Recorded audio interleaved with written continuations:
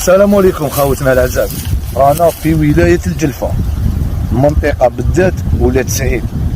عجبوني هاد الاشجار المعمره الموجوده في هذا المكان بكثره، كما راكم تشوفوا هنا الشجره هذه الشجر الله يبارك، الظليله تاعهم ما شاء الله. اللي يعرف النوع تاع هاد الاشجار راه فيهم واحد الحب صغير، دوك نقرب لكم الصوره اكثر. شوف يعرف النوع تاع هذا الاشجار،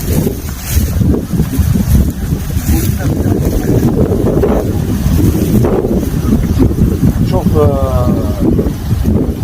الورقه تاعها كيما تاع الكروش، وفيها هذا الحبه هنايا. اللي يعرف النوع تاع هذه الاشجار هنايا، شوف متواجده في كامل المكان هذا، الله يبارك، بسم الله ما شاء الله. يا خاوتنا اللي يعرف النوع تاع هذه الاشجار المعمره يكتبها لنا في التعليقات. السلام عليكم.